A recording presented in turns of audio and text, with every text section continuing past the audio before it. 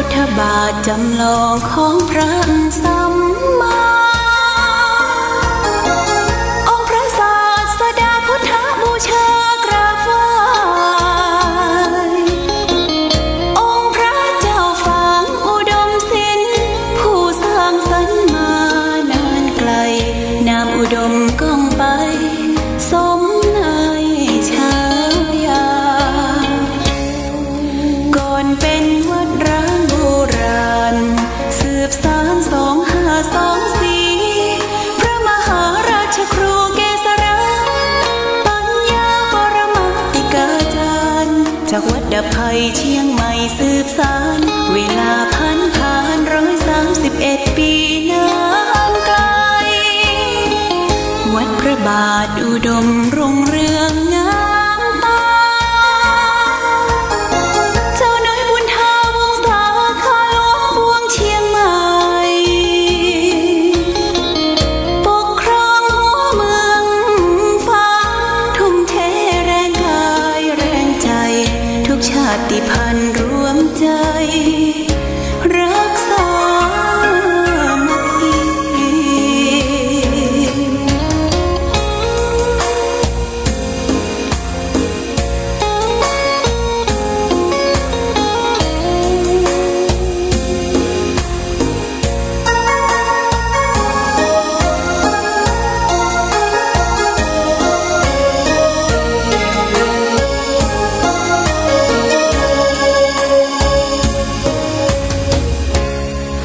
ก่อนเป็นวัดร้างโบราณ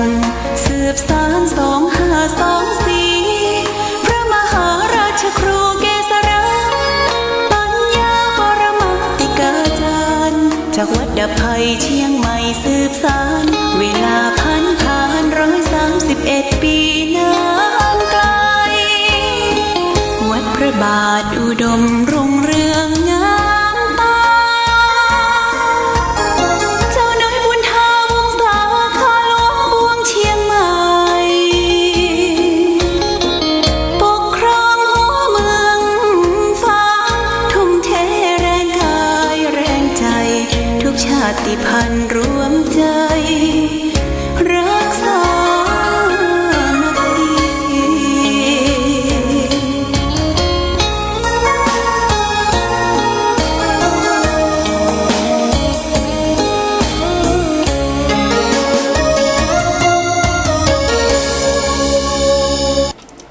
เจริญสุข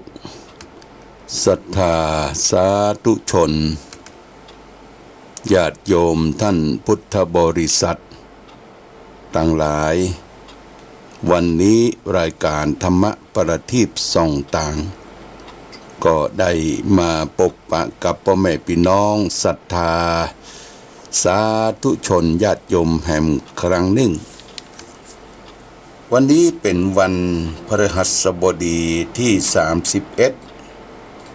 เดือนธันวาคมพุทธศักราช2563ซึ่งตรงกับเดือน4เหนือเดือน2ใต้แรม2ค่ำวันนี้เป็นวันสิ้นเดือนสิ้นปี2563ก็จะส่งท้ายปีเก่าต้อนรับปีใหม่ปีนี้ก็ซ้ำว่าเราได้ผลกระทบเกี่ยวกับโรคภัยไข้เจ็บโควิด19โควิด19นี่มันก็ดีนะมันก็ออก19ตะวาเนี่ยหุยก็ออก19ก็ปันโจกปันใจคือญาติโยมท่านสาธุชนทั้งหลายสิ้นปีสิ้นเดือน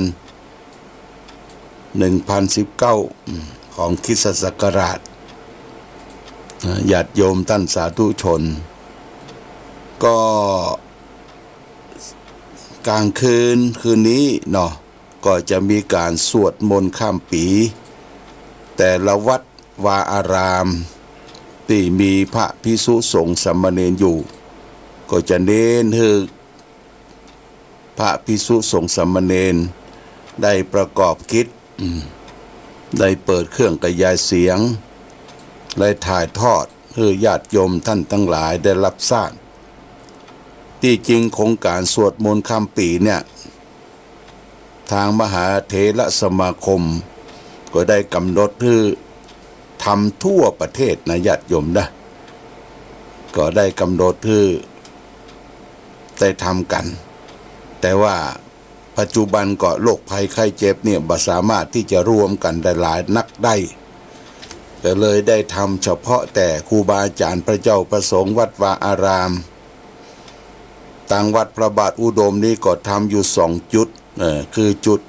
1ก็ทำที่วิหารหรืออุโบสถของวัดพระบาทอุดมข้างล่างจุด1ก็ที่บริเวณวิหารพระเจ้าละแข่งที่บนสำนักปฏิบัติธรรมวิปัสสนาน้ำบ่อสาวาก็คิดว่าเริ่มตั้งแต่10 โมงเป็นต้นไป22 นาฬิกาเป็นต้นไปถึง24ก็จะได้ปาพระเด่นได้เจริญพุทธมนต์ไหว้พระสวดมนต์เพื่อเป็นสิริมงคลแก่สถานที่แก่ญาติโยมพอถึงเวลา24 นาฬิกาก็จะมีการชยันโตลั่นคล้องของชัยตีกองตีปานจิประทัดจิบทบเพื่อขึ้นปีใหม่2564นี่เป็นที่ทางการได้ทำไว้เป็นแบบแต่ว่าเขาจะไปรวมกันนักหนาป้าป้านนั้นบ่ได้นะญาติโยมนะก็ทำได้เป็นที่เป็นจุดตั้งว่าพระบาทอุดมนี่ก็2 จุดเมื่อคืนที่แล้วนี่ก็ได้ไปนอนรับพักผ่อนกายาที่บนวัดพระธาตุศรีมหาโพธิ์ตบลธารามพระเจ้าใหญ่ก็หลวงพ่ออ้วนก็จะได้นำพี่น้องญาติโยมบ้านหัวฝายบ้านท่าฮัดใกล้ๆเนอะขึ้นไปกัน10 โมงก็ขึ้นไปกันไหว้พระสวดมนต์หน้าองค์พระใหญ่พอถึง24 นาฬิกาเที่ยงคืนเขาก็สวดชยันโตแล้วก็ไหว้สาสักการะบูชาขึ้นศักราชใหม่คือเป็นมงคลแก่เราและท่านทั้งหลายอันนี้ก็ประกาศให้ได้ทราบกันทั่วๆไปประกาศให้กันได้ทราบทั่วๆไปและสำหรับการบิณฑบาตขึ้นปีใหม่ทุกปีทุกครั้งที่ผ่านมาเราก็บิณฑบาตกันพระสงฆ์องค์เน้นนักเป็นร้อยแต่ปีนี้งดบิณฑบาตที่เป็นเส้นเป็นสายยืดยาวตุเจ้าพระสงฆ์องค์เน้นก็คงจะไปบิณฑบาตตามกิจไปมันเนาะญาติโยมไปมันแล้วแต่ญาติโยมจะทำบุญสุนทานในวันที่1วันพรุ่งนี้วันที่1วันพรุ่งนี้เป็นวันศุกร์แล้วก็รายการธรรมะประทีปส่องตางของกลางคืนก็จะได้มาจัดอยู่วันพรุ่งนี้แล้ววันที่2วันเสาร์นี่เขาก็งดปฏิบัติธรรมประจำวันเสาร์วันหนึ่งงดนะแล้วเราก็จะมารวมกันในวันอาทิตย์ที่3วันที่3นี้ก็ที่มารวมนั้นก็จะได้ทำมังคละมงคลสืบโหราจตาคือแก่พ่อแม่พี่น้องญาติโยมขึ้นปีใหม่สำหรับญาติโยมที่จะสืบชะตาหลวงนั้นเขาก็มีบัตรมีซองหรือท่านจะเตรียมไปเองก็ได้นะเตรียมไปเองก็ได้และสำหรับเจ้าภาพสั่งทายทานฉังละ 1,000 บาทก็ดี500 บาทก็ดีญาติโยมก็ต้องไปประเคนเองนะประเคนเองแล้วก็ยอดทายทานกันเทศก็ดีอย่างก็ดีเนี่ยไปประเคนเองพระเจ้าพระสงฆ์ทั้งหมดนั่นก็จำนวน21 รูปได้ถวายภัตตาหารเพลญาติโยมก็จะได้เลี้ยงเข้ากับเข้ากับของไผของมันพอเที่ยงวันนี่ก็เสร็จละญาติโยมนะเที่ยงวันนี่ก็เสร็จขึ้นไปสืบชะตานั้นเราก็จะไปนั่งเก้าอี้นะจัดเก้าอี้ไว้ประมาณ108 ตัว108 ตัวไปก่อนก็ได้นั่งเก้าอี้ใกล้ตู้เจ้าพระสงฆ์เป็นระเบียบเรียบร้อยแล้วก็มีการคัดกรองนั้นก็มีแนตติด ปากผ้าอนามัยติดปากแล้วก็เจลล้างมือคอยบริการให้แก่ศรัทธาญาติโยมท่านสาธุชนทั้งหลายณที่วิหารพระเจ้าละแข่งในวันที่3เด้อวันที่3ขึ้นปีใหม่เรียบร้อยญาติโยมก็ไปร่วมกันสืบจะตุงจะตาหรือเขาบอกมีเวลาเขาก็เอาซองเนี่ยนะเขียนชื่อเขียนนามวันเดือนปีเกิดอายุแล้วก็เอาไปรวมปักไว้ในโขงจะตาในโขงจะตาทุเจ้าประสงค์เปิ้นก็จะสาธยายมนต์เจริญพระพุทธมนต์แล้วก็เทศน์ทำใจทั้ง7ประการคือแก่ศรัทธาญาติโยมเจ้าของจะตาอันนี้ก็ประชาสัมพันธ์ให้ท่านทั้งหลายได้รับทราบมาณโอกาสนี้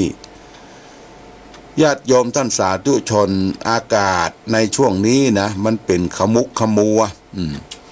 ขมุกขมัวคือจะหนาวแต้ๆก็บ่ค่อยหนาวจะร้อนก็หมอกกำปอเราก็ต้องระมัดระวังเรื่องดูแลสุขภาพร่างกายญาติโยมนะดูแลสุขภาพร่างกายมีผ้าตุ้มมีหมวกอุ่นมีถุงน่องดูแลสุขภาพร่างกายของตนเองเมื่อคืนที่แล้วไปนอนที่บนวัดพระเจ้าหลวงก็นอนบักไข้รับนะญาติโยมนะนอนบักไข้รับมันเป็นรับช่วงใกล้แจ้งใกล้แจ้งรู้สึกว่าอากาศมันบักไข้คงที่แน่นอนเพราะฉะนั้นอากาศรอบๆตัวเฮาเนี่ยมันเป็นบรรยากาศเป็นอากาศเราก็ต้องระมัดระวังสุขภาพร่างกายเจ็บไข้ได้ป่วยนะเจ็บไข้ได้ป่วยเป็นหวัดเป็นอ้านฟืดฟาดขี้มูกนักหายใจฟืดนี่ต้องไปหาหมอเนอะต้องไปหาหมอเพิ่นจะคัดกรองดูว่าโควิดมันมาบ้านเฮาหรือยังเนี่ยญาติโยมประเด็นนี้แพร่กระจายไป40กว่าจังหวัดละนะ40กว่าจังหวัดอะบางจังหวัดก็มีคน2คน3คนแต่เริ่มต้นก็อยู่ที่จังหวัดสมุทรสาครจังหวัดระยองนี่ญาติโยมนะระยองนี่ก็ดูเหมือนจะเป็นบ่อนนะบ่อนเล่นบ่อนการพนันคนไปเล่นทั้งก็คนต่างชาติพ่องคนต่างชาติคนมาขายแรงงานไปเล่นเอาเชื้อไปปล่อยกันนี่ก็เจ้าหน้าที่ตำรวจก็เปิดว่ามันมีบ่อนทางเจ้าหน้าที่ส่วนใหญ่ก็บอกว่าสั่งย้ายละญาติโยมนะสั่งย้ายเจ้าหน้าที่ตำรวจที่ดูแลจังหวัดดูแลความสงบเรียบร้อยผู้พิทักษ์สันติราษฎร์อันนี้ก็มันเริ่มแพร่กระจายไปทั่วแต่บ้านเฮานี่ยังดีตื่นตัวตื่นใจกันแต่เมืองนอกญาติโยมนะน่าสมเพชเวทนาอย่างเช่นประเทศพม่าเนี่ยนะ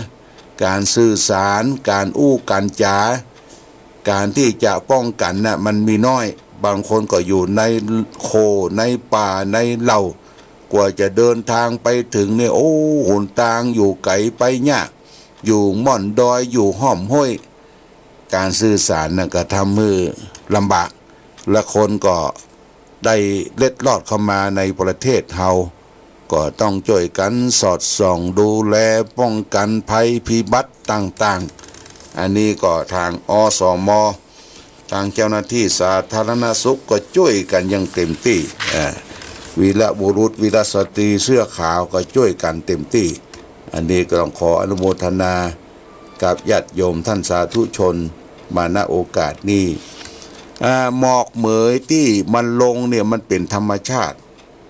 แต่หมอกแถมอย่างหนึ่งคือหมอกชีวิตนี่มันเป็นจะได้เราก็ลองฟังธรรมะทางสุขใจวันนี้ได้นำเรื่องของหมอกชีวิตมาฝากคือแก่ญาติโยมคนเราเกิดมาเพิ่นว่าในโลกเนี่ยที่จะทำความบาปผิดความเสียนั่นน่ะเลยเห็นจะบ่มีชีวิตทุกชีวิตจะต้องมีจุดด่างดำเกิดขึ้นอย่างน้อยก็มีสักครั้งหนึ่งบ่มีไผเลยที่จะต้องการให้เกิดมนทินเช่นนั้นแต่มันก็เกิดขึ้นจนได้เพราะความสะเพร่า เพราะความมัวเมาของตนเองนั่นเองจริงอยู่การกระทำทุกสิ่งทุกอย่างคนเราย่อมตั้งใจทำแต่ว่าการทำความชั่วความเสียนั้นแม้จะตั้งใจอย่างไรก็ตามก็ยังชื่อว่าเป็นความมัวเมาอยู่นั่นเองเพราะความเข้าใจผิดคิดว่าการกระทำอันนั้นจะช่วยให้เอาตัวรอดและอาจจะเอาตัวบ่รอดได้จริงแต่ใจบ่รอดใจถูกปกคลุมไปเสียแล้วโดยเมฆหมอกแห่งความเข้าใจผิดอันเป็นต้นเหตุแห่งการพูดผิดอู้ผิดการกระทำผิดและการแสดงออกอย่างผิดต่อไปแห่งมากมายคนที่เคยทำความผิดความเสียหายมาแล้วเช่นนี้ถ้ามากลับตัวกลับใจได้มาเริ่มต้นชีวิตใหม่เหียโดยการหันหน้าเข้าหาแสงสว่างจะทำอันอย่างด้วยเหตุด้วยผลด้วยสติปัญญาในทางพระพุทธศาสนาก็จะทำเมื่อบ่ได้ถูกตำหนิติเตียนจากบุคคลอื่นตรงกันข้ามกับยกย่องสรรเสริญบุคคลนั้นว่าเป็นคนดีนั้นบ้านป่าถ้าเปรียบเหมือนกับต้นไม้ก็เป็นต้นไม้ชนิดที่ว่าต้นคดปลายตรงยังใช้การได้อยู่คิดดูก็เป็นความจริงความผิดความเสียต่ออดีตนั้นมันเป็นบทเรียนของชีวิตเฮาคนที่ทำความชั่วแล้วก็เชื่อว่าได้ผ่านชีวิตผ่านบทเรียนที่ยากลำบากมาแล้วนั่นเองความสันทัดชัดเจนในการชีวิตที่จะเกิดขึ้นตามหลักสูตรของชีวิตที่ผ่านมานั้นคันกลับตัวได้มาดำเนินชีวิตที่ถูกต้องในบั้นปลายจึงนับเป็นความดีอันสูงสุดเขาจะมามีวันกลับไปสู่ภาวะที่เลวร้ายนั่นแหมต่อไปอย่างอันขาดเหมือนกับคนเฮาที่เคยเป็นโรคระบาดแล้วครั้งหนึ่งการรักษาโรคคันแล้วก็เกิดกำลังความต้านทานขึ้นในร่างกายต่อมาภายหลังโรคพอดีพอร้ายชนิดเดียวกันมันก็บังคับมาบังเกิดเขาแห่งชีวิตที่ลบหลีกจากความชั่วในบั้นปลายจึงเสมอดังพระจันทร์ที่เคลื่อนคล้อยจากกลุ่มเมฆสุกสกาอยู่บนท้องฟ้าฉะนั้นโยจะบุพเพปมัชชิตัวปัจฉาโสมัปปมัชชติโสมังโลกังปกาเสสิอัพพามุตโตวะจันทิมาบุคคลใดมัวเมาประมาทในเบื้องต้น